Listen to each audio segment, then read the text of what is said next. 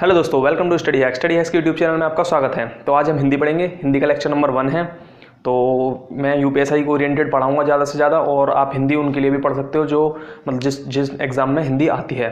तो ऐसा बिल्कुल मत सोचना कि हिंदी उन एग्ज़ाम्स के लिए नहीं होगी। मैं बेसिक टू एडवांस तक जाऊँगा, ठीक है। तो चलिए स्टार्ट करते हैं। तो आज हम इंट्रोडक्शन पढ़ेंगे। सबसे पहले हिंदी लेक्चर 1 है, ठीक है।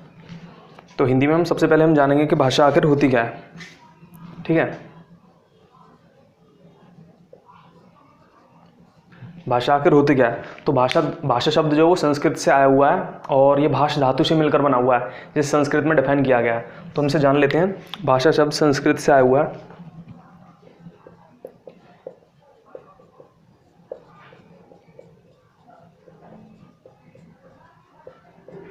भाषा शब्द संस्कृत से आया है, जो कि भाष धातु से मिलकर बना हुआ है। भाष प्लस धातु, जिसमें भाष का मतलब होता है कहना या बोलना, ठीक है। भाष का मतलब होता है कहना या बोलना। क्रिया, इसका मतलब होता है क्रिया करना, क्रिया या काम।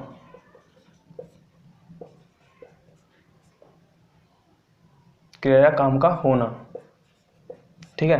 तो यही है भाषा शब्द जो है वो संस्कृत से आया हुआ है, जिसका मतलब होता है भाष धातु से मिलकर भाषा शब्द बना हुआ है। भाष का मतलब होता है कहना या बोलना, और धातु का मतलब होता है क्रिया या काम का होना, ठीक है। अब हम जान लेते हैं भाषा कितने प्रकार की होती है। भाषा 2 तरीके से होती है, एक मौखिक, एक लिखित, और एक लिखित, ठीक है।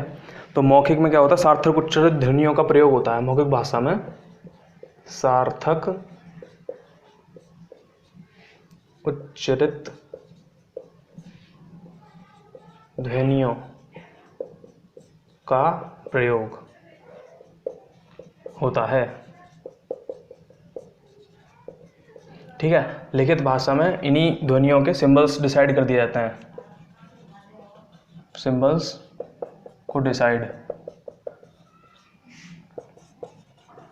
किया जाता है। सिंबल को डिसाइड किया जाता है, यानी हिंदी के अलग सिंबल हैं। एग्जाम्पल, हिंदी के अ, आ, ई, ऊ, ठीक है। ये हिंदी के सिंबल्स हो गए। इसी तरीके से इंग्लिश के भी सिंबल्स हो सकते हैं, ए, बी, सी, डी। उर्दू के भी सिंबल्स हो सकते हैं, अलिफ, बे, पे। इस तरीके से हो सकते हैं सिंबल्स, ठीक है। अलग अलग जनजातियों ने अलग अलग तरीके के अपने सिंबल्स को डिसाइड कर लिया है, और उसी तरीके से उनको उच्चारित करते हैं। इसी तरीके से मौखिक ध्वनि में होता है। और यहाँ पर कुछ कुछ सिंबल्स सेम होते हैं, पर उनके जो लिखने का तरीका वो अलग अलग होता है। जैसे आग, कोई आग बोलता है, कोई अग्नि, अनल, दहन, इस तरीके से, ठीक है। तो ये तो है इन्हीं। और अगर हम इन चिन्हों की बात करें तो इन्हीं सब चिन्हों को हम लिपि कह देते हैं, लिपि कहेंगे। इन्हीं को मिलाकर बोलने में तो कौन सी लिपि है, ठीक है। तो यही होता है नॉर्मली। और हम इतना ही जानेंगे क्योंकि इन सब से क्वेश्चन बहुत ही रेयरली बनते हैं, तो हम उन चीज़ों पर ज़्यादा फोकस करेंगे जिनसे 100% क्वेश्चन आने ही आने हैं, ठीक है। बस इसको एक थॉरली एक आप दिमाग में इमेज क्रिएट कर सकते हो, ठीक है। अब हम भाषा परिवार की बात करते हैं।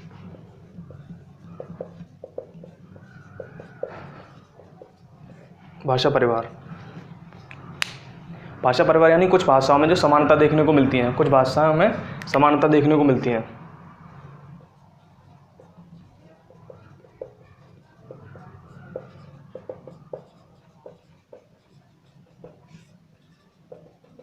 समानता है, इसलिए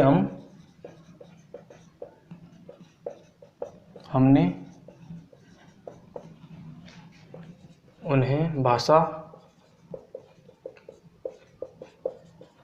परिवारों में बांट दिया, ठीक है। भारत में 6 भाषा परिवार होते हैं, 6 भाषा परिवार हैं। इसकी मैंने ट्रिक बना रखी है। ट्रिक है IDAS DKGA, ठीक है। तो IDASDKGA। तो इसमें मैंने ट्रिक बना रखी है, जैसे कि कोई असिस्टेंट है, असिस्टेंट ने बोला कि अपनी ID दिखाओ, ठीक है। कोई असिस्टेंट होता है, हमसे बोलता है ID दिखाओ या टिकट दिखाओ, तो हम लोग मतलब थोड़ा डर जाते हैं, पर हम पर होती है फिर भी तो हम इधर से उधर ताका झाकी करने लगते हैं, मतलब इधर उधर देखते हैं फिर दिखा देते हैं। तो यही है, असिस्टेंट ने बोला कि अपनी ID दिखाओ और ताका झाकी, अब इसे देख लेते हैं कि है क्या है। तो सबसे पहला डाल लो इंडो आर्यन भाषा परिवार।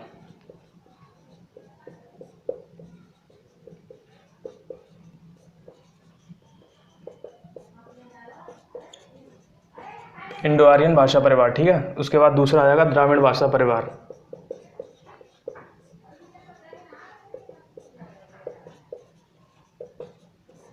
द्राविड़ भाषा परिवार, ठीक है, इंडो आर्यन द्राविड़। उसके बाद तीसरा आ जाएगा Austro Asiatic Hindi, Austro Asiatic,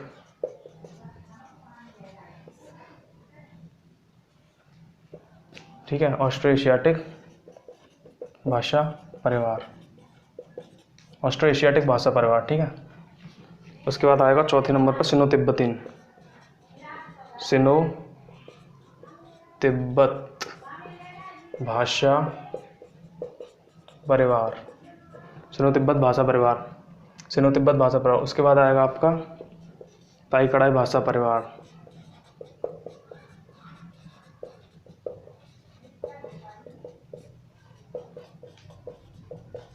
ठीक है, ताई कड़ाई भाषा परिवार। ताई कड़ाई भाषा परिवार के बाद आएगा आपका ग्रेट अंडमानीज भाषा परिवार,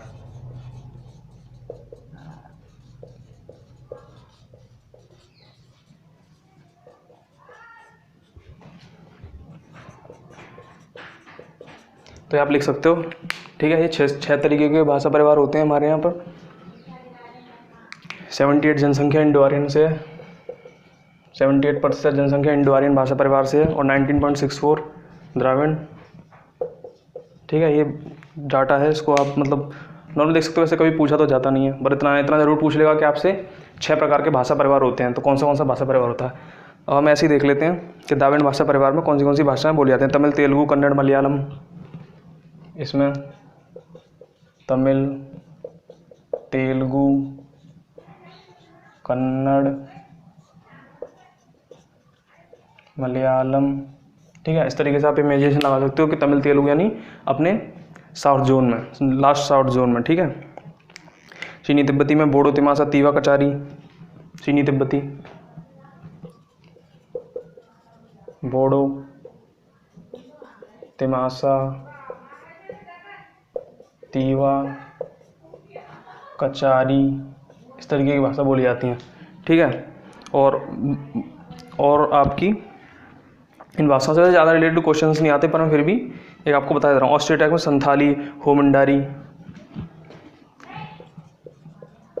संथाली, हो मुंडारी, ठीक है, इस तरीके से बोली जाती हैं। और ग्रेट अंडमानीज में Andamanese, great Andamanese, Andamanese, Andamanese, great Andamanese, इस तरीके की भाषा बोली जाती हैं, ठीक है। तो यही है इसमें। और भारत के नेपाल, भूटान, बांग्लादेश में बोली जाती है आपकी कुड़ुक भाषा, जो कि तमिल से रिलेटेड है, तमिल, तेलुगु, उर्दू इस वाले में जो आती है इंडो आर्यन भाषा परिवार में, ठीक है। तो इसमें बहुत सारा वैसे पढ़ने को, तो बस अब इतना ही पढ़ लो, क्योंकि ज़्यादा क्वेश्चन इससे बहुत रेयरली पूछे जाते हैं, ठीक है। और प्रैक्टिस सेट जब लगाएंगे तो आपके सारे क्वेश्चन जब ही क्लियर हो जाएंगे, आपको पता लग जाएगा कि कौन से सेक्शन से कौन से क्वेश्चन सबसे ज़्यादा पूछे जाते हैं। तो मैं पॉइंट देखता हूँ क्या है, अभी लिख लेते हैं। विश्व में सबसे अधिक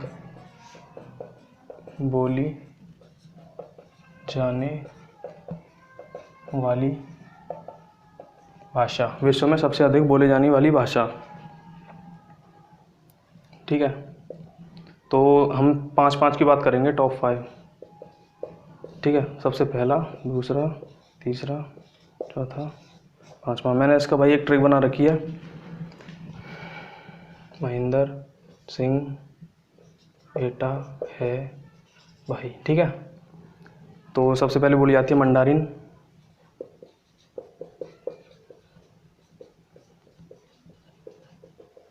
चाइनीज़, ठीक है। दूसरे पे बोली जाती है स्पेनिश, डैडी यंकी जो इस्तेमाल करता है वो स्पेनिश ही है, ठीक है। इंग्लिश, हिंदी और आपकी इसमें बंगाली। इस तरीके से याद कर सकते हो आप, ठीक है। ये क्या है, महेंद्र सिंह एटा है भाई। इस तरीके से आप याद कर सकते हो। सबसे पहले मंडारिन यानी जो कि चाइनीज़ है, स्पेनिश जो कि डैडी यंकी और अलग देशों में इस्तेमाल होती है। डैडी यंकी वाले देश में सबसे ज़्यादा यही बोली जाती है। वैसे तो स्पेनिश बहुत ज़्यादा बहुत ज़्यादा लोग हैं उनकी फैन फॉलोइंग है, इसलिए डैडी यंकी का गाना आते बिलियंस में व्यूज़ चले जाते हैं। इसी तरीके से इंग्लिश है, इंग्लिश के बाद हिंदी है, हिंदी के बाद आपकी बंगाली है, ठीक है। एक दिमाग में एक रफ स्केच तैयार कर सकते हो।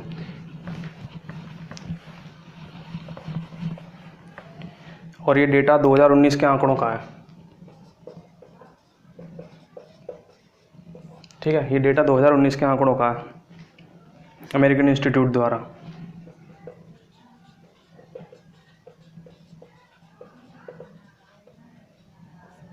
अमेरिकन इंस्टीट्यूट ने ये डेटा दिया है, ठीक है। तो ठीक है, अब हम देखते हैं भारत में सबसे अधिक बोली जाने वाली भाषाओं के बारे में, ठीक है। इसकी मैंने ट्रिक बना रखी है, HBMT, ओके।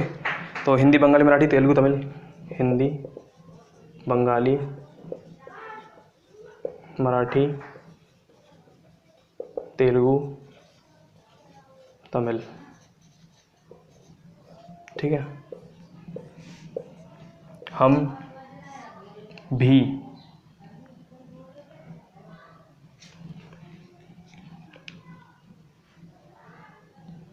ठीक है।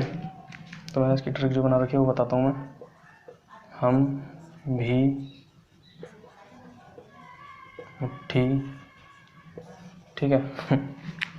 तो नेगेटिव मत जाना, पर मैंने ट्रिक बना रखी है हम भी मुट्ठी, मतलब मार ली, मतलब मेरा मतलब दबा ली, मार ली, ठीक है। हम भी मुट्ठी मारेंगे, ये तरीके से ट्रिक है। हिंदी, बंगाली, मराठी, तेलुगु, तमिल। तो इसके 43.63% बोली जाती है, 43.63, बस इतना ही देख लो। हिंदी सबसे ज़्यादा बोली जाती है, उसके बाद 8, 7, 6, 5 इस तरीके से अप्रॉक्स हैं ये, ठीक है। तो ये है, बस नॉर्मल स्केच है ये।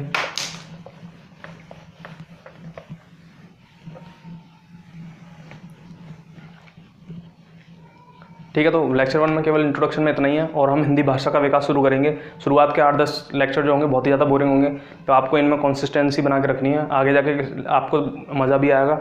इनमें अगर आप डटे रहे तो इनमें से कम 5 से 6 क्वेश्चन पक्के पूछे जाएंगे, जो मैं आगे चैप्टर शुरू करूँगा। इंट्रोडक्शन में तो ज़्यादा कुछ था नहीं, क्योंकि इसमें ज़्यादा कुछ पूछा नहीं जाता। हिंदी भाषा का विकास वगैरह नॉर्मली पूछ लेता है, कितने भाषा परिवारों में बांटा गया है, तो इस तरीके से आप इनके आंसर नॉर्मली दे सकते हो।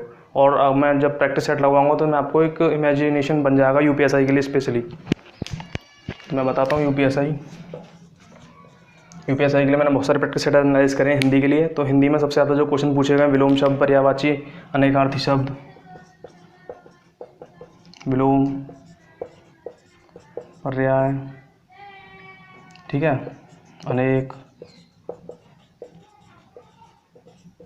अनेकार्थी शब्द। इन सबसे क्वेश्चंस जो है मैक्सिमम 3-3 क्वेश्चन, 4-4 क्वेश्चन पूछे जाते हैं, ठीक है। ये टॉपिक बहुत ज़्यादा वास्ट है, और क्या कहते हैं, उसमें भी पूछे जाते हैं आपसे जो है आपका लेखक जो होते हैं, लेखक की कौन सी कृति किस लेखक ने लिखी हुई है, इनसे भी कम से कम 3-3 क्वेश्चन तक पूछेगा मैक्सिमम 4-4 क्वेश्चन तक पूछेगा, ठीक है। तो अभी इन सब चैप्टरों पर भी हम चलेंगे, ठीक है। तो यही था लेक्चर 1 में। आपको अच्छा लगता है तो लाइक कर सकते हैं। Bye bye.